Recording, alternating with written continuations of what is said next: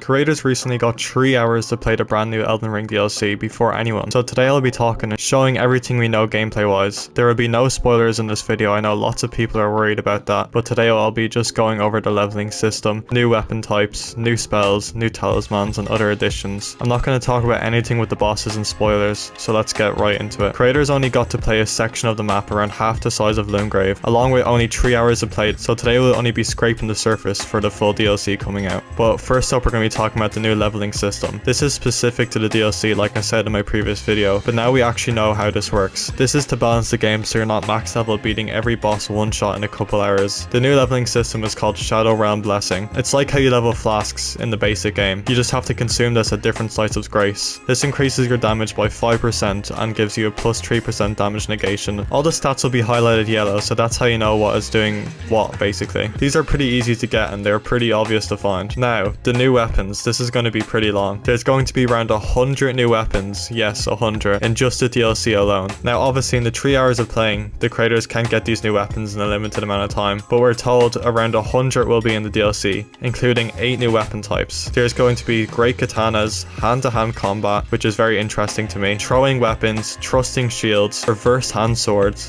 light great swords, perfume bottles and beast claws. So let's just briefly run over each type. Some of these won't have the gameplay because creators can only show a specific 13-minute video to avoid spoilers, but the great katana has poking, swipe attacks and bleed build-up, just like other katanas, and it has its own special stance Ash of War, and it's very similar to Kurth great swords. Hand-to-hand combat and claws. Even though they are in different categories, they are similar. So hand-to-hand combat is a dexterity based weapon. It performs like the iron ball and other fist types we know in Elden Ring, but they definitely look a lot cooler and have special combos involving the weapon. The claws are like a strength base and bleed base weapon. These look very fun to use and has their own special Ash of Wars with them included. Now reverse hand swords. These are very powerful stance style weapons. They're similar to curved swords. These are going to be very good when using 2 at a time, 1 in each hand. These new swords have jumping stance attacks that leaps into the enemy. The charge heavy attacks are very good on these weapons with some special Ashes of War specific to this weapon type. The trusting shield. I'm going to go over this very quick because this doesn't really excite me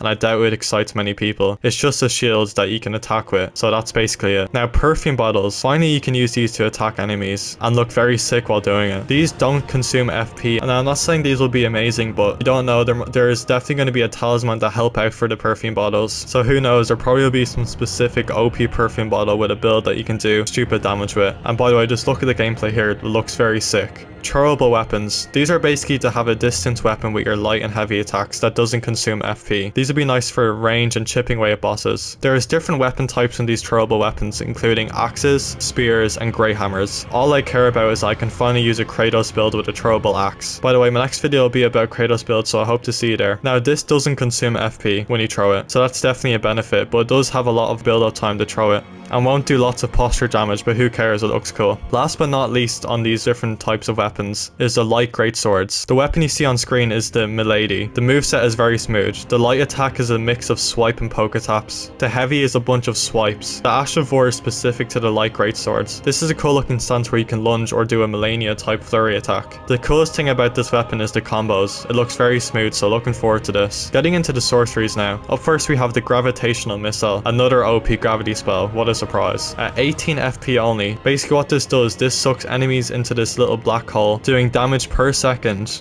then a big explosion doing the overall damage. Now the actual damage on this won't be that high, but at 18 FP you can just spam it basically. This will be great with basically any other spell in the game, so mages will be looking forward to playing with this. There's another spell with gameplay we can go over. That's called the Glintstone Nails. At 23 FP, it's just another basic spell that tracks. Not really any stance damage and not that much damage overall. Just another average spell. This will be similar to the nice base Glintstones though, that tracks and enemies can't dodge it, which does come in handy, but doesn't seem that good for now. Getting into the new talismans, there is a lot of broken talismans in this new DLC. Now obviously there won't be any pictures of these, but I can talk about what each of them do. Now up first, there is going to be an arcane heirloom that gives a +5 to arcane. Next is the Renala's cameo. This boosts the potential of stance skills. This will pair very well with the new stances for the light great swords and katanas. When you hold onto your stance for 1 second, your next damage does 15% more damage, which is just OP if you ask me. This is like the Shard of Alexander, but it will stack. also like the Godfrey icon. This will be very OP and everyone will be using this in their build, I'd say. Next is the Crusade insignia. This talisman is very intriguing to me. This boosts weapon damage. After every single kill, this is a 10% damage increase. This is very decent, but this will last 30 seconds. So basically you're always going to have a 10% damage boost if you're in an area with lots of enemies. I'd recommend using this when you're exploring. Just make sure you take it off before you have a boss fight. Last is the Enraged Divine Beast. This enhances storm attacks. This is all for Remembrance boss. Now obviously I'm not going to tell you which boss because I'm not going to be doing any spoilers in this video, but this will give you 10% more damage to storm attacks. This has very good potential. So that's going to finish up our video today. I hope you did enjoy the video. If you want to see more about the bosses in the game, let me know in the comments. I know there's a lot there, but I hope that increases your knowledge of the next DLC coming up. Thank you for watching the video. Have a good day.